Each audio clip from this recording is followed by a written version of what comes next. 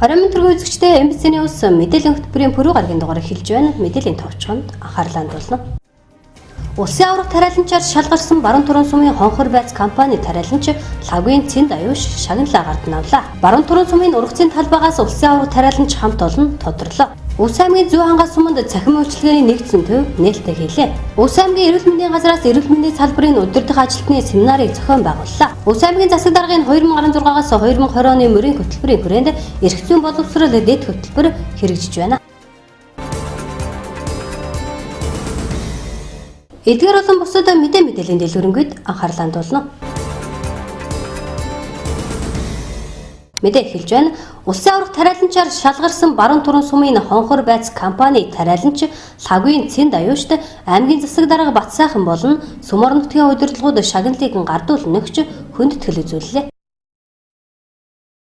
Цэнд аюуш нь 1961 онд баруун түрэн суманд төрсөн 1977 онд 8 дугаар анги төгснө Хөвсгөл аймаг дэх ойн аж ахуйн техник коллежид суралцсан 1979 онд төгсөж ирээд төрлөх нутагтаа ажлын гараагаа эхэлсэн байна. 1980 онд Цэпэлд орчтой гэр бүл болж 5 хүүхэд төрүүлж өсгсөн. Түүний хань 1981 онд баруун түрүүний сангийн аж ахуйн хонхрын цогцлборт хөдөө аж ахуйн механикчаар ажиллаж эхэлснээс хойш өдгөө 38 дахь жилдээ газар тариалангийн салбарт өөрийн амьдрал хөдөлмөрөө зориулн ариун баялаг туршлага хоригдлуулн амжилтанд хүрч байгаа тус сумын тэргүүний тариаланчдын нэг юм а. 10 жилийн хугацаанд 1393 гат эргэлтийн талбай, жилбэр 300-аас 500 гад өрнөж тариалалт хийх хүчин чадалтай техник, 400-аас 500 гагийн ургац хураан авах комбайн, түүнд ажиллах хүн хүчний нөөцтэй болж өргөцсөний дээр сүүлийн жилүүдэд жилбэр 350-аас 500 гад өрнөж хийж хөрсний үржил шимийг сайжруулан гаагаас 15-аас 20 цэн ургац хураан авсан байна. 2018 онд алтаасгийн сортын үрээр 65 гад тариалалт хийж гаагаас 27 цэн ургац хурааж авсан байна.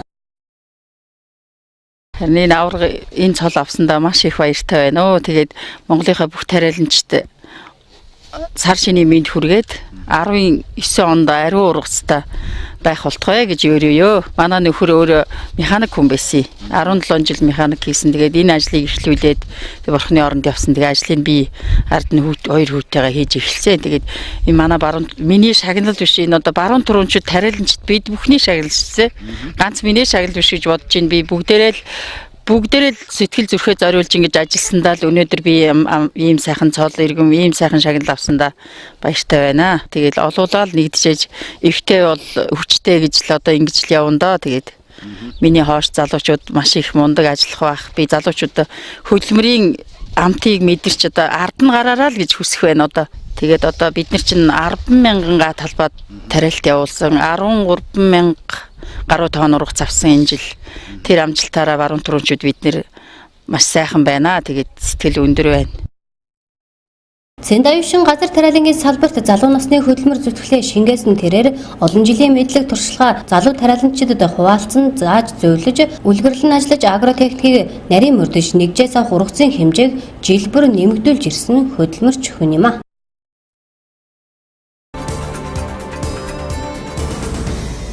Дараагийн мэдээ улсын аврах тариаланч хамт олноор шалгарсан баруун түрэн сумын хөгжил ус компани хамт олонд улс аймгийн засаг дарга Бат сайхан болон Сүмор нутгийн удирдлагууд шагналыг гардуул нөглөө.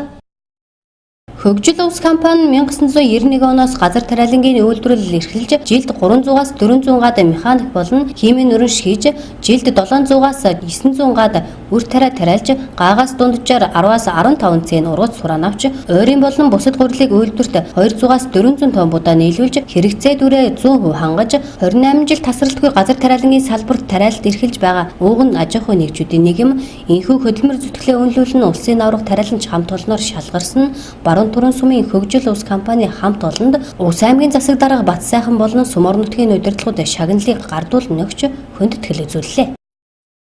Харин манай энэ жил одоо улсын хэмжээнд одоо аймгийн хэмжээнд хамгийн өндөр ургац авсан жил байлаа. За манайх одоо нэг 800-аас 1000 гад тарьдах. Энэ жил нэг гаагаас нэг 15-аас 18 центтэй ургац авсан. Тэгээд энэ жил одоо улсын хэмжээнд манай хөгжил ус компани одоо улсын аврах тариаланч болсон одоо нийт хамтаалтанда баяр хүргэж сайн сайхныг хүсье. Ер нь тариа гэдэг чинь бас буйны ажил юм да. Тэгээд тариа одоо энэ хорвоо дээр амьдарч байгаа бүх амтан урангуул хүн амтны хоол унд бэлдэнэ гэдэг чинь бас нөхцөл хүнд ажил. Тэрэнд цаг зав цагаагаарын хүн нөхцөлд бас ажиллана. Одоо ер нь нэлээд одоо зүтгэж ээж л одоо газартайгаа харьцаж ээж урах заванда. Манай баруун турын 1943 онд анх сангаж явах гэж байгуулагдаж ирсэн. Энэ баруун турны анхны шанг одоо манай бас татчихсэн. Бид бас анхны одоо шанг татсан, үеж залгамжилсан тариаланч гэж бас хэлж болох юм усуд байгаа. Тэгээд 1990 онд анх одоо хөгжил хуваарлах аж ахуй байгуулад анх ажиллаж ирсэн. Тэгэхэд бид нар анхны одоо 12 гаад Улаанбаатар тариалж анхныхаа тариалтыг эхэлж ирсэн. Тэрнээс хойш одоо явсаар ээж 2000 гаад эргэлтийн талбайтай жилдээ нэг 800-аас 1000 гаад Улаанбаатар тариалж байна. Энэ жил бид нэр одоо 3 жимбудаг анх удаа нутагтаа сууршуулж тарьсан. Нэг 7-8 гаад. Тэгээд энэ жил сайн ургасан. Тэгээд тэргээрээ энэ жил бас дахиад нэг тарьж нэг 50-аад гаад 3 жимбудаа тарих. Цаашдаа бол энэ нутагчсан сортыг бий болгох талаар болоод бид нар ажиллаж байгаа. Нутагчсан сорт гаргахын тулд маш олон жилийн өмнөөс хөтөлбөр хэрэгтэй. Тийм учраас одоо аливдум 43 гэдэг сорт маань манай дөрөвний сорт сүүлийн үед бас хөгшрөх шинжинд орж байгаа учраас аливдум 43 сортоо Алтайсгээ 530 гэдэг сорттой релиз живж одоо шинэ сорт гаргахаар манай компани ажиллаж байгаа. Тэгээд тэр сортойгоо бол одоо нэг 7 жил тарьж байна. Цаашдаа одоо дахиад нэг 5-6 жил тариад сортын үрдийн гарах бах гэсэн ийм бодолтой ярьж байгаа. Цаашдаа энэ баруун турууны үр тарианы аж ахуй эрхэлж байгаа компани аж ахуйн нэгжүүдийг бид одоо сайн чанарын үрийн бодогоор хангах ийм чиглэлээр ажиллаж байна. Манай ер нь одоо баруун турууны хөрс улсын хэмжээндээ ялзамгаараа бол бас дээгүрт ордог юм хөрстэй. Хөрсний үржил чимийг одоо дархны эрдэм шинжилгээний хүрээлэнгээс өнгөрсөн жилүүд бас шинжилгээнд хамрагдаад одоо бас сайн гарсан байгаа. Бид нар одоо өвгдөө эцээсээ аав ээжээсээ уламжилсан энэ газар тариалангийн үлгийн нутагт амьдарч өдөө зэрэгтэй амжилттай ажил хөдөлмөр хийж сайхан амьдарч байгаад их бахарч байдаг. Манай баруун туран бол бүр 43 оноос газар тариалангийн бүс нутгаар явж олон сумуудаас олон сайхан залуучууд илгээлтийн эздээр ирж одоо энд газар тариалан эрхэлж ирсэн. Тэрний нэг нь манай аав одоо анхны энэ атрын шанаагалж ирсэн манка гэж хүн би одоо өндөр настай хүн. Тэгээд өвдөцийнхээ уламжлалаар одоо энэ нутагт тариад тарьж олон түмнийг одоо гурал тижэл, малын тижэлээр хангаж одоо ажиллаж амьдарч байгаад их бахарч байдаг. Тэгээд би 1985 онд ховдын хөдөөж жоохон техникумын агрын ангийг төгссөн. Тэгээд сангаж явах байхад одоо мэрэгжлийн ажил агр техникч хийж хагаад зах зээлд одоо 90 онд овчлог зах зээл нийгмийн өөрчлөлтөд хувийн хвшлийнх нь байхад одоо ахтайгаа хамтарч 90 оноос хойш өнөөдрийг хүртэл 30 хэдэн жил одоо газар тариалангаар одоо ажиллаа хийж амьдарч одоо өнөөдрийн энэ амжилтанд хүрсэн мэт.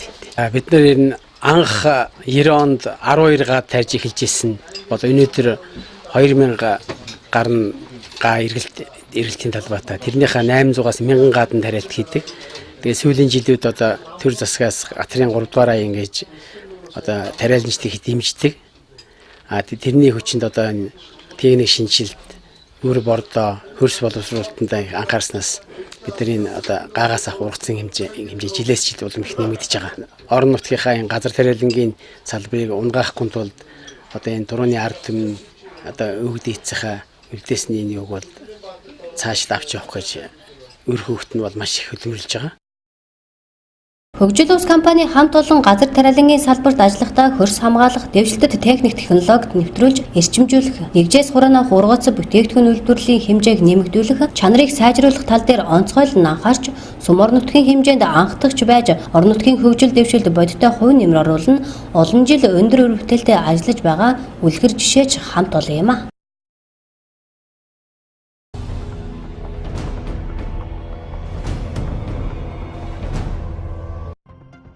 Он гарснаар 491 удаагийн объектын гал төмөр бүртгэгдээд байна. Төмөрт 6 том хүн 2 хүүхэд өртөж амиа алдсан бол 4 том хүн 1 хүүхэд төлөгдөж гэмтсэн байна. Ахуйн хүрээний гал төмөрт байшин, машин, лангууны бараа шатсан дуудлагууд ч ихээр бүртгэгдэж байна. Иймд айл өрх албан газруудыг галын аюулгүй байдлыг сайтар сахихыг онцгой байдлын ерөнхий газраас анхаарууллаа.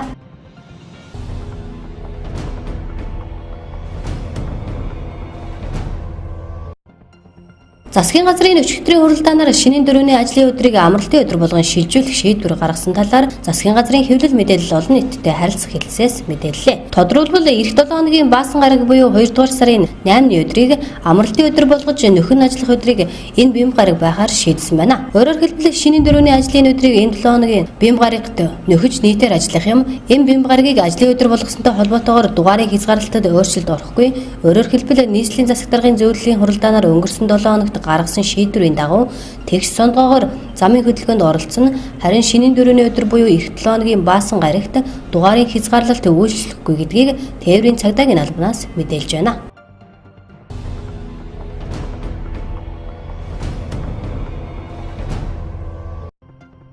Гэр бүлийн тухай хуулиар шийдвэрлсэн хэргийн тоо 2018 онд өмнөх онтой харьцуулахад 197 хэрэгээр буюу 4.3%-аар өсжээ. Тэр дундаа гэр бүлийн хүчирхийлэл үйлдэх хэргийн тоо 2017 онд 59 байсан бол 2018 онд 115 болсон байна. Энэ нь 56-аар буюу 94.9%-аар өссөн үзүүлэлт бөгөөд үг хэрэгээр ял шийтгүүлсэн иргэдийн тоо 2 дахин нэмэгдсэн талаар шүүхийн ерөнхий зөвлөлөөс мэдээллээ. Тодорхойлбол 2017 онд гэр бүлийн хүчирхийлэл хэрэгээр ял шийтгүүлэгчдийн тоо 33 байсан бол 2018 онд 73 болж нэмэгдсэн байна. Гэмт хэргийн улмаас хохирсон иргэдийн тоо 1135 буюу 8% нь гэр бүлийн хүчирхийлэл үйлдэх гэмт хэргийн хохирогч байна. Тэдний 93% нь бие махбодын хохирол амсжээ.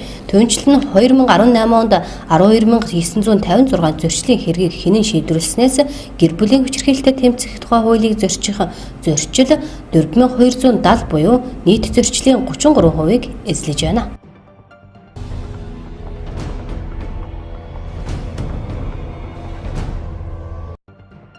Уламжлалт цасан баримлын олон улсын тэмцээн 1-р сарын 20-наас 27-ны өдрүүдэд Америк нэгдсэн улсын Колорадо мужид болж шилдэгдэж тодруулжээ. Дэлхийн 100 гаруй улсын уран баримлж өрсөлддөг уг тэмцээнд Монгол улсаа төлөөлн уран баримлж Баян мөнх ахлагчтай 4 уран бүтээлч амжилттай оролцож шилдэг 16 багийн нэгээр шалгарчээ. Монгол улсаа төлөөлн оролцсон уран баримлчид 7 дахь жилдээ оролцож байгаа бөгөөд өнгөрсөн жил 1-р байранд шалгарч артистчууд номинацийн эзэд болж байсан бол уран баримлчид энэ жил Discover хэмээх цасан баримлыг 4 өдрийн турш үргэлжлүүлсэн байна.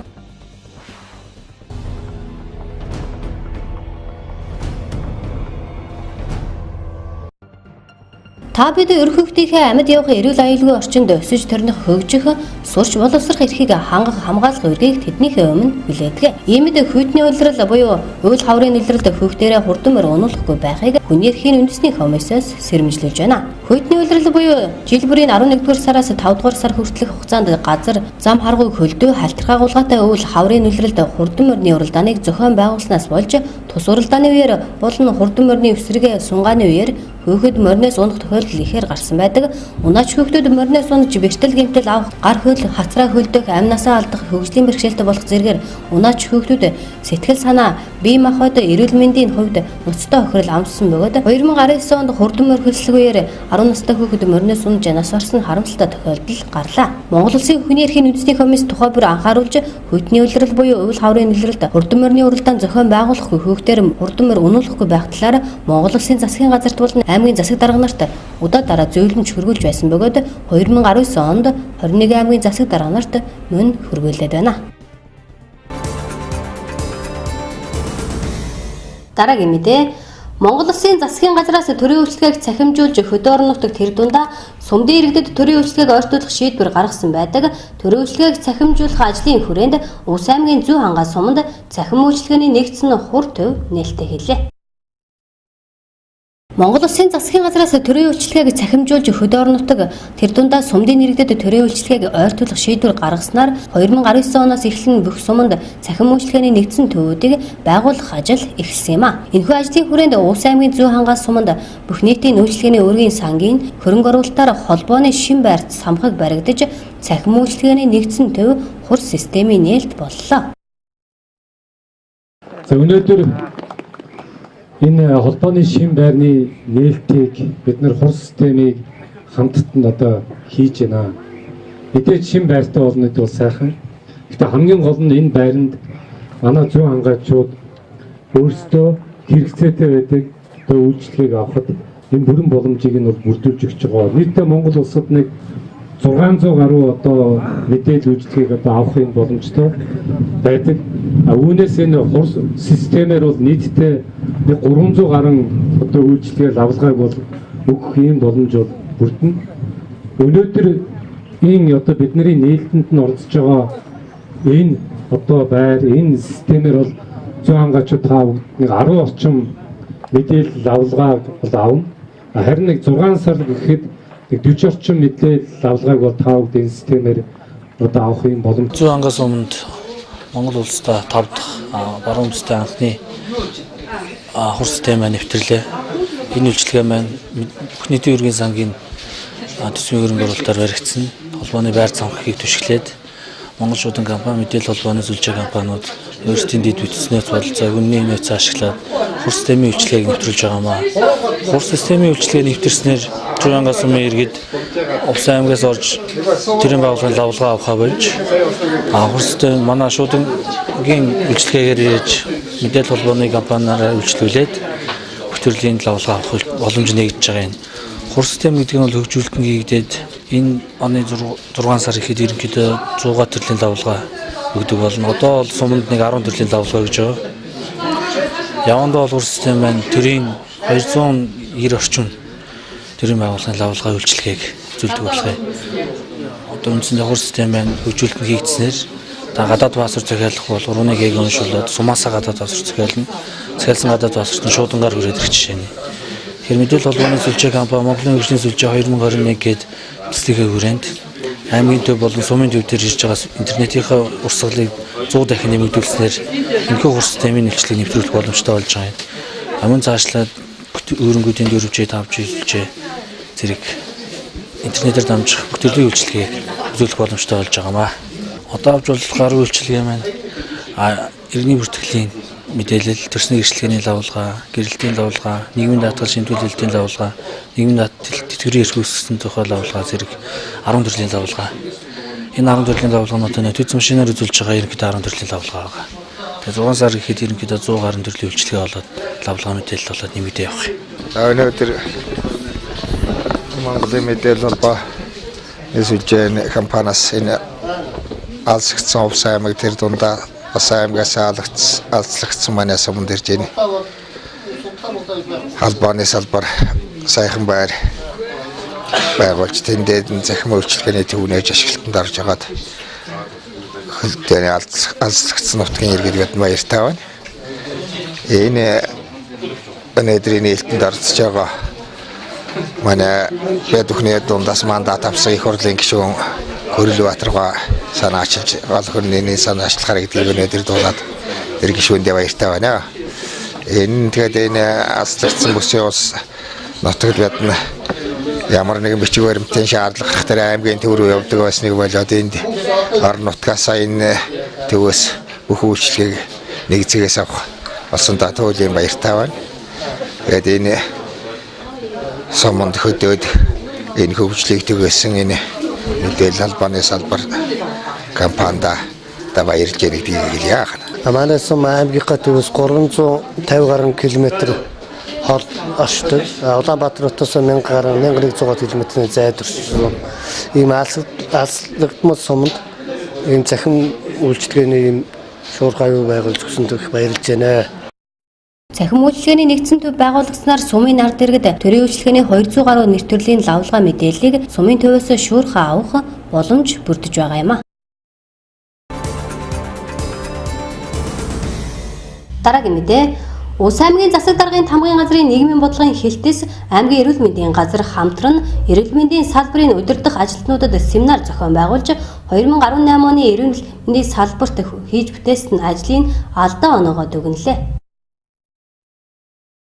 Аймгийн засаг даргын тамгын газрын нийгмийн бодлогын хэлтээс аймгийн эрүүл мэндийн газар хамтран зохион байгуулсан эрүүл мэндийн салбарын удирдах ажилтнуудын семинарын үеэр 2018 онд эрүүл мэндийн салбарт хийсэн хөрөнгө оруулалт эрүүл мэндийн салбарын ажлын алдаа оноогоо дүгнэлээ. 2018 онд манай аймгийн эрүүл мэндийн салбар эхийн эндэгдэлгүй ажиллаж тэгээс 5 настай хүүхдийн эндэгдлийг 15%-аар бууруулан ажилласан байна. Мөн хавдрын эсрэг аян 2018 аяны хүрээнд Улс аймагт нийт 6 мэс заслын хагалгаа хийгдсэн бөгөөд илгэний 3 хөхний 1 өндгөвчний 1 арсны усны нэг хагалгааг амжилттай хийсэн байна. Түүнчлэн эсийн шинжилгээ 400, эдийн шинжилгээ 40-ыг тус хийсэн байна. Мөн баг 83 аяны хүрээнд 18 сумын 83 багийн давхурдсан тоогоор 18356 хүнийг үзлэг шинжилгээнд хамруулсан байна. Ус аймгийн засран тамгын газрын нийгэм бодлогын хэлтээс аймгийн эрүүл мэндийн газартай хамтраад эрүүл мэндийн салбарын удирдлагын ажлын семинарыг хийж байна. За энэ семинарт бол сумын эрүүл мэндийн төвийн дарга нар, өрхийн эрүүл мэндийн төвийн дарга нар нэгдсэн эмнэлгийн удирдлагууд оролцож бид бүхэн 2018 онд эрүүл мэндийн салбарт хийсэн бүтээсэн ажлуудаа, за ололт амжуудаа алдаа дутаа ярилцаж ингэж ажиллаж байна. Дээр нь одоо бид бүхэн 2018 онд эрүүл мэндийн салбарт бол хийсэн хөрөнгө оруулалтыг бас танилцуулж байна. За дээр нь сумдын эрүүл мэндийн төвийг бол аялыг дүгнэж байр эзлүүлж оны шилдэг эрүүл мэндийн байгууллагуудыг за системийн авруудыг шалруулж шагналаа гардуулж байна. Тэгээд 2018 онд бол манай эрүүл мэндийн салбарт бас бүтээн байгуулалт, хөрөнгө оруулалт, ололт амжилтаар дүүрэнжид байлаа. За хамгийн гол манай эрүүл мэндийн салбарынхаа манай ихийн дэглэг ажиллаж чадлаа. Энэ бол аймаг улсын үзүүлэлтэнд ордог ийм үзүүлэлт. За хоёрдугаарт нь бид нэр 0-5 насны хүүхдийн дэглэгийг бол 15% бууруулж ажиллаж чадлаа. За утгагүй бид бүхэн бол энэ үзүүлэлтийг өшөө доош нь оруулж аймаг улсын түвшинд хүргэх ийм бол зорилт тавина ажиллаж байна. За анхааруулах хэд хэдэн асуудлууд байна. За нэгдүгээр хор тавдрын өвчлөл насааралт бол өндөр байна. Бид бүхэн бол хор тавдрын илрүүлэлтийг сайжруулахгүй бол дандаа хор тавдартай хүмүүсийн 80% нь 3-4 дэх шатанда онцлогдож нас орж байна. Тэгэхээр бидний хамгийн гол тулгамж байгаа асуудал бол бас хавдар өвчнийг бууруулах, эрт илрүүлэх, зөвлөлт бүдгийн хүмүүсийг онцлж хэмжих энэ асуудал байна. За дараагийн асуудал бол бид нар бас энэ хавдар өвчнийг бууруулах, тэр тусмаа бэлгийн замаар дамжих халдвар, сүрээгийн илрүүлээ сайжруулж энэ ажлыг бол эрчимжүүлэх нь зүйтэй гэж ингэж үзэж байна. За ерөн цаашдаа хүн амын эрүүл мэндийн боловсролыг сайжруулах, мэдлэгийг сайжруулах, дадлах хандлагыг сайжруулахын тулд бас энэ эрүүл аж төрх байдлыг дээшлүүлэх ёстой. За ерөн судалгаар бол 40-60% нь бол илрүүлж интэй гарч байгаа. Тэгэхээр хүн амыг дасгал хөдөлгөөнд хамруулах, нийтийн биеийн тамирыг хөгжүүлэх асуудал дээр бол биеийн тамирын спортын газар, босрлын газартай хамтрах нь зүйтэй гэж үзэж байна. За 2019 оныг бол эрүүл мэндийн тусламж үйлчилгээний чанарыг сайжруулах жил болгон зарлаж байгаа. Гол нь бол чанартай тусламж үйлчилгээ үзүүлэхэд бол хүн амын эрүүл мэндийн үзүүлэлт бол сайжирдаг. Чанарын асуудлыг ярьж бид нар алдаа дутагдлыг багасгадаг ийм учиртай. Тэгэхээр эрүүл мэндийн тусламж үйлчилгээний чанарыг нь активстэй жил болно гэдэгт бол итгэж байна. 2019 оныг аймгийн эрүүл мэндийн газраас эрүүл мэндийн тусламж үйлчилгээний чанарыг сайжруулах жил болгон зарлаж, энэ хүрээнд 5-5 хүртэлх насны хүүхдийн эндэгдлийг бууруулах, хор тавдрын эрт илрүүлгийг нэмэгдүүлэх, онцлогоош эмчилгээг сайжруулах, халдвар дэвшний тархалт тэр дундаа бэлгийн замаар дамжих халдвар, сүрээгийн халдварыг эрт илрүүлэх, урьдчилан сэргийлэх ажлыг эрчимжүүлэх, хүн амын идэвхтэй дасгал хөдөлгөөнөөр хичээлэх, бие биедраа хөгжүүлэх, орчин нөхцөлийг сайжруулах, сум болон эрүүл мэндийн төвийн хяналтыг сайжруулах ажлыг гол зорилт болгон ажиллахаар төлөвлөсөн байна. Эрүүл мэндийн салбарын удирдах ажилтнуудын семинарт сумдын эрүүл мэндийн төвийн дарга, өрхийн эрүүл мэндийн төвийн дарга, нэгдсэн эмнэлгийн удирдлагууд оролцлоо.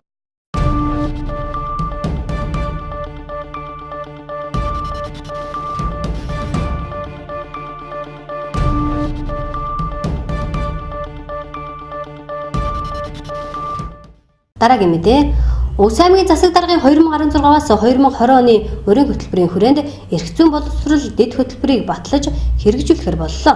Энэхүү дэд хөтөлбөрийн хүрээнд 19 сумын нэрэгдэд Монгол улсад мөрдөгдөж байгаа хууль тогтоомжийг энгийн ойлгомжтой хэлбэрээр хөргөх ажлыг хийж байна. Улс аймгийн засаг дарга 16-аас 20 оны үйл ажиллагааны мөрийн хөтөлбөрөөр аймгийн иргэдийн төлөөлөлтийн хурлаар батлуулахдаа үүний нэг заалт бол эрх зүйн боловсрол дэд хөтөлбөрийг баталж хэрэгжүүлнэ гэсэн заалт оруулсан байна. За энэ хөтөлбөр маань батлагдлаа. За мөн тодорхой төсвийг хэрэгжүүлэх үйл ажиллагааны төсөвтэйг нь баталж өгсөн байж байгаа.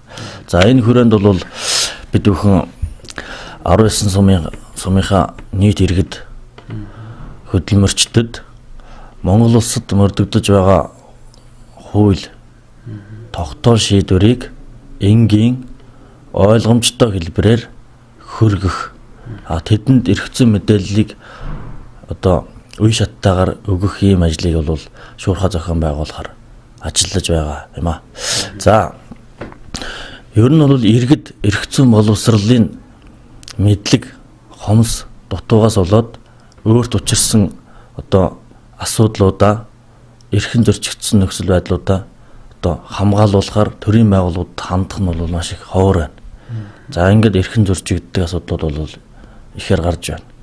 За ийм учраас энэ ажлыг одоо багасгахын тулд иргэнд ямар эрхэн зөрчигдөв, хэнд хандах уу? Хэдэн ямар хугацааны дотор шийдвэрлэх үү? За шийдвэрлээгүйгээс учир сонирхлоод дахиж дараагийн шатанд хаана хандах уу гэдэг одоо шат дамжлагаа ямар хуульд ямар эрхэн зөрчигдөв гэдгээ мэддэг. Ийм л одоо анх шатны эрх зүйн боловсролыг энгийн ойлгомжтой хэлбэрээр хүргэх ажлыг одоо шуурхай хүргэхээр одоо зорж байгаа. За 19 суманд эрх зүйн хөтөч бэлтгэж байгаа. За энэ хөтчүүд маань аслагдсан айл өрхүүдэд, багуудад, иргэдэд хүрч ажиллах юм аа. За эдгээрийг бол эхнээсээ одоо бэлтгэхэд явж байна. За аймгийн хэмжээнд бол миний бие боловсролын газрын албан бус боловсролын багш 3 дугаар сургуулийн нийгмийн ажилтан ур маань бол аймгийн хэмжээнд эрх зүйн хөтч бэлтгэх сургалтанд хууль зүйн үндэсний хүрээлэн дээр бол бэлтгэгдээд ирсэн байж байгаа. За ингээд бид бүхэн аймгийн хэмжээнд эрх зүйн боловсрол түгээх ажлыг бол удирдлагаар хангаж шуурхай зохион байгуулалт ажиллагаар одоо төлөвлөгөө гаргаад ажиллаж байна. Ер нь юунтай бол бас бодож уялдуулсан байж байгаа. 19 сумын тамгын газар дээр хууль эрх зүйн сурвалж сурталчилгаа хариуцсан мэргэжилтнүүд ажилладаг.